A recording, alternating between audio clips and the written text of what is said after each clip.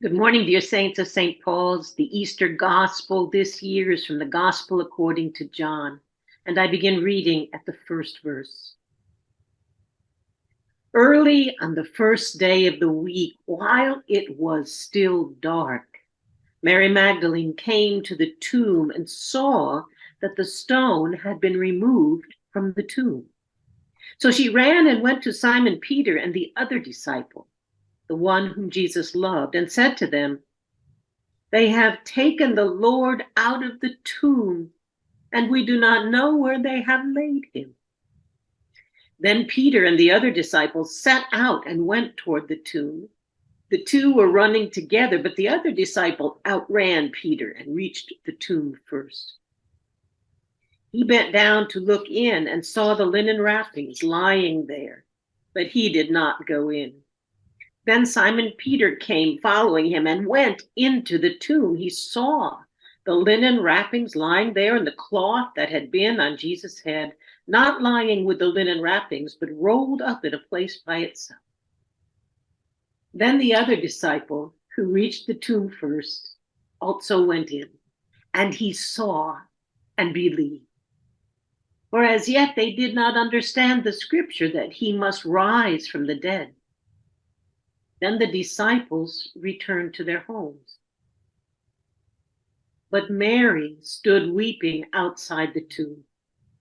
As she wept, she bent over to look into the tomb, and she saw two angels in white, sitting where the body of Jesus had been lying, one at the head and the other at the feet. They said to her, "Woman, why are you weeping?" She said to them, "They have taken away my Lord, and I do not know where they have laid him." When she had said this, she turned around and saw Jesus standing there, but she did not know it was Jesus.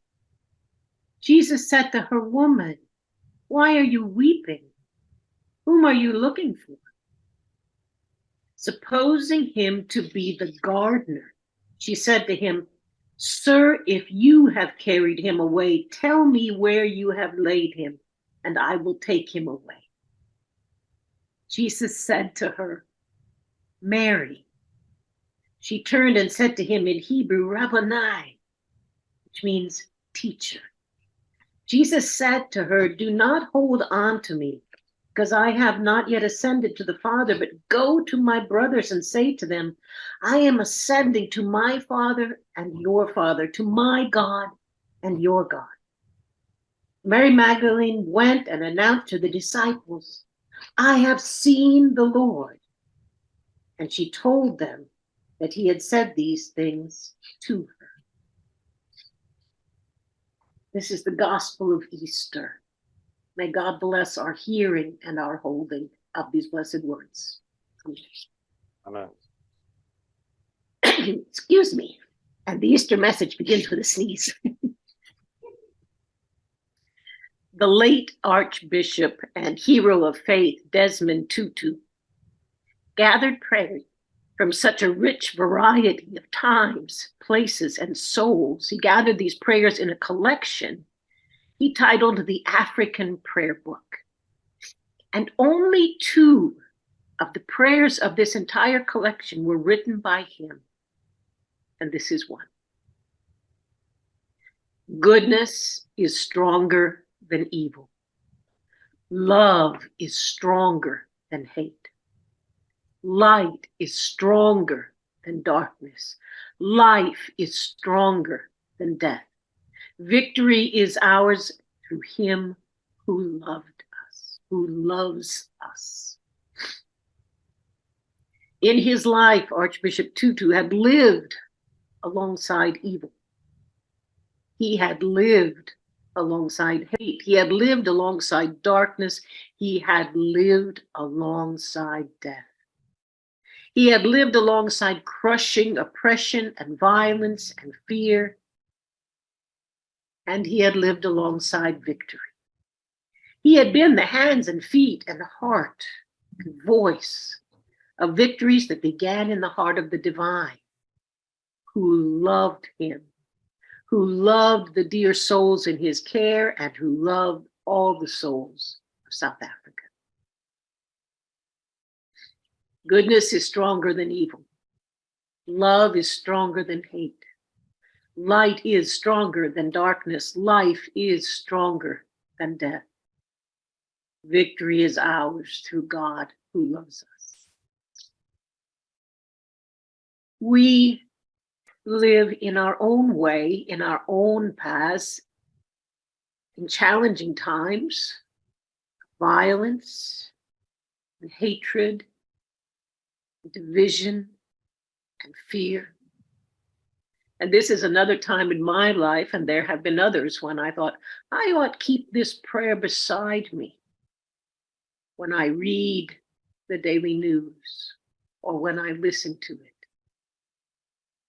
Imagine the last portions of daily news you've taken in, and we offer again these words. Goodness is stronger than evil. Love is stronger than hate. Light is stronger than darkness. Life is stronger than death. Victory is ours through God who loves us. The dear souls we meet this Easter morning in the Easter gospel, they too had lived alongside evil and hate and darkness and death. They had lived in fear so cold and bleak that Peter had denied he even knew Jesus. They had stood witness to the horror and violence and agony of Jesus' execution. On the cross, Jesus had commended his mother into the care of the beloved disciple. And now the one they loved and followed and knew as the Messiah, the Christ, the one embodying the power and presence of the divine, was executed. He was dead. If you feel drawn in this direction, dear saints, imagine yourself alongside Mary Magdalene. Love can make us very brave. On Sunday, while it was still dark, she goes alone to Jesus' tomb. The stone that sealed Jesus' tomb had been rolled away. Imagine going to the gravesite of a loved one and finding the burial vault open or the casket open and the body gone. As if the horrors of crucifixion were not enough, now even Jesus' wounded and broken body has been taken away from his grave. One more insult, she may have imagined. Why? Who would do such a thing? Imagine all the fresh layers of confusion and fear upon fear and grief upon grief as she runs to Peter and to the beloved disciple to tell them, they have taken the Lord out of the tomb and we do not know where they have laid him. We don't know who they are. That sounds like some of the they that were shouting for Jesus to be executed. Love can make us very brave.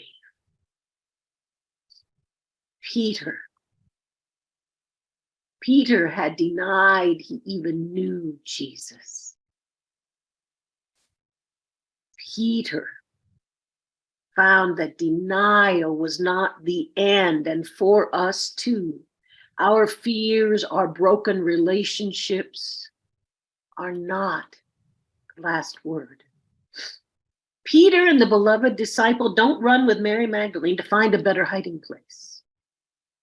They run toward the empty tomb, toward the place from which Jesus' body had been stolen. Isn't it enough to leave their pasts and journey with Jesus, to come to recognize that he is the Messiah, to face the same fear and wrath that carried Jesus to execution? And now his body's gone. I should say in parentheses, we don't know the name of the one called the other disciple, the one whom Jesus loved. A handful of interesting ideas stir about this without conclusion. It's possible that this is the disciple who first told the story of running with Peter to the open tomb and adding that he was the one who was the faster runner. Imagine ourselves now again at that tomb. Peter goes in. Love can make us very brave. Who do you empathize here? Would you be Peter and rush right in to see what you could see, or would you be the beloved disciple waiting outside to see what happened to Peter? I would definitely have been option 2. And then Peter and the beloved disciple go home and leave Mary Magdalene at the tomb. Love can make us very brave. Mary Magdalene stays alone, weeping. Love can make us very brave. She looks in and sees what Peter and the beloved disciple did not see. 2 angels. Angel, Malak is messenger. 2 angels with something to say. These angels have an odd question. Woman, why are you weeping? Why is she weeping? She loved him. She followed him. She believed he was the Messiah. She witnessed his horrific execution. She came alone in the dark to his tomb, and his body is gone. Someone's have taken away Jesus' body, and she doesn't know where. And then Jesus. In these first moments, Mary Magdalene doesn't recognize him, doesn't know who's asking her, why she's crying, who she's looking for. Let's rest here for a moment. Stop and imagine. Is it perhaps possible that we too have seen Jesus and not recognized him? Is it perhaps possible that we have seen Jesus in the face of another, in the face of another who suffers, who was condemned? Is it possible that we too have seen Jesus and not recognized him? Is it possible that we too have been in the presence of the risen Messiah and not know it? Saints and mystics and simple souls tell us such stories. And Jesus' message to Mary Magdalene: go, go, go, tell the disciples, tell the disciples, tell the disciples, go and say to the Lord, go and say that the Lord is risen. Now we run. This is the Easter message of the risen Messiah, Jesus. Go and tell. Go and tell. Go and tell. We have seen the Lord.